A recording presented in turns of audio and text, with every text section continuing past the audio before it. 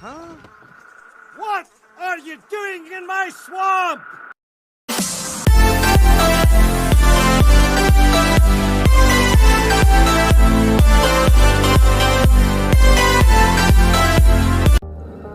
Hello everybody, this is Overboy, and I'm going to be doing my review for the 2012 movie, The Dark Knight Rises.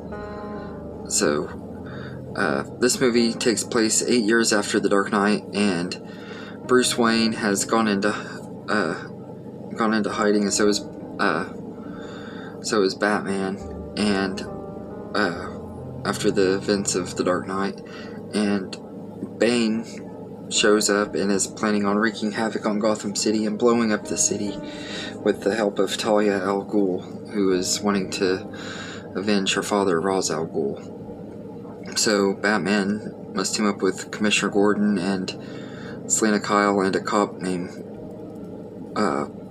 John Blake to help them stop Bane and stuff. He has to come out of retirement to help them. And a lot of crazy shenanigans go on throughout this movie. But this is a really, really good entry in the Dark Knight trilogy. I know a lot of people are kind of mixed on it or don't care for it. Felt like it went out on a whimper. I personally feel like it went out on a good note. It wasn't following the Dark Knight. It was going to be impossible to make a sequel that was going to be as good as that movie. But I do really enjoy The Dark Knight Rises. I think it is a really fun movie. The cast in here are great, especially Christian Bale. He's once again excellent as Bruce Wayne in this movie, and he's good as Batman too in this one. He's a lot better than I remembered him to be in this one and Batman Begins. I think he was really good as Batman in both of those. The Dark Knight, I didn't like him as much as Batman because his Batman voice was the worst in that one, but this one it's not near as bad as it was in The Dark Knight. The rest of the supporting cast who returned are all once again great. Gary Oldman, Morgan Freeman, and especially Michael Caine, who just gives a really, really great and heartbreaking performance when you see him like breaking down and stuff because Bruce is about to die, or he thinks Bruce is gonna die trying to save the city and stuff, and he doesn't want to have to watch it. And it's just a really great performance from Michael Caine. Like I don't think that anybody else could be better as Alfred, because he just does such a great job in the role, and his performance in here was amazing. I will say that Tom Hardy as Bane is pretty good too. I know people are kind of mixed on him, but I actually like him. I like his cool voice that he has, which Tom Hardy is good at doing different voices for characters and stuff. I like that about him, and I think he was really good as Bane. And Joseph Gordon-Levitt as John Blake is pretty good. They kind of set it up that he might take over the Batman mantle if they would have continued the franchise with doing a sequel after The Dark Knight Rises, which was never probably going to happen anyway. I don't think Christopher Nolan wanted to continue doing Batman movies, to be honest with you, but the way it's set up with him, it's kind of curious to see at the end of the movie that his name was Robin, as a potential that he could become the next Robin, or maybe even Nightwing or something. I know I had heard rumors that there could be a Nightwing movie with him, but it never happened. But I think he was good and everything. I like Joseph Gordon-Levitt in pretty much everything I've seen him in, so he's fine too. Anne Hathaway, who is actually one of my favorite actresses, I think she's pretty underrated. She's always been someone that I've really, really liked, and people love to hate on her for some reason. I don't know why it is that people just love to hate on her.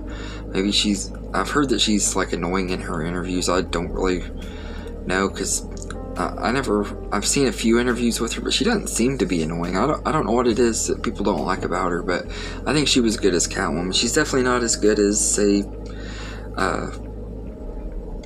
Michelle Pfeiffer, but I think she's fine for Catwoman, and everything. So all the new cast are all pretty good too. I will say that the cinematography and stuff that is really great, which that's something you can expect from Christopher Nolan. He always has great cinematography, and the movies always look great. And for the most part, this movie works really well. There is some things that I don't like some of the sound editing or whatever it is that kind of it doesn't sound fully right. I've noticed that a little bit this time, and the twist with Talia al Ghul, I know it bothers a lot of people, but to me it was kind of a cool little twist, and I like that they kind of did something different with Bane and everything. I don't really know much about his comic origins or what he's really like in other movies, but I did like this version of Bane and how they handled him, and the ending of the movie is just really, really well done and stuff. I love that scene between Commissioner Gordon and Batman right before he flies the bomb out over the ocean and stuff, and you see him kind of ask him who he is, and he doesn't directly ask him, but he kind of asks him, and he's like gives him a hint, and he realizes that it's Bruce Wayne. I just love that scene. Something about that scene always gives me chills every time I watch it. Just one of my favorite. It's the one thing out the whole movie that I am able to remember is that little scene. I don't know what it is that makes it stand out so well, but it's just very, very well written, the way it's played out. And you've seen their friendship grow and stuff over these movies, the friendship between Batman and Commissioner Gordon, and I love that.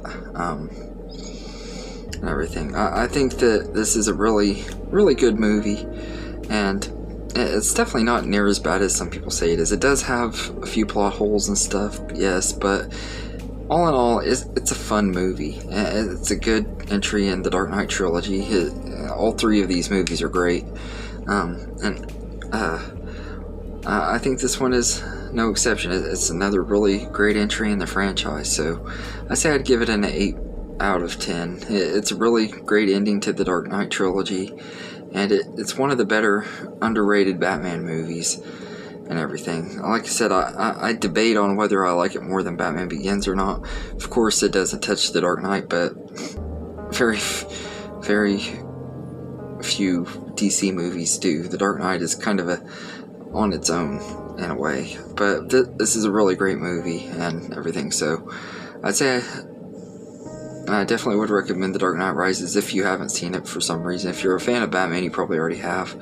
But if you did like the movie, let me know in the comments what you liked about it. And if you didn't like it, if you're one of those, because I know there are a lot of people that do like this movie a lot, and there's a lot that don't like this one. So if you don't like this one, let me know in the comments what you didn't like about it. I just don't really get the plot holes and stuff that I know people talk about. Maybe it's because I haven't really listened to a lot of deep diving into the movie, because I just enjoy it for what it is. It's a fun ride. It's 2.5 hours, and it goes by fast because I love the characters and the story and the action, and it's just a fun movie. So let me know in the comments what you think of The Dark Knight Rises, and I hope you enjoyed this video, and have a good day, everybody.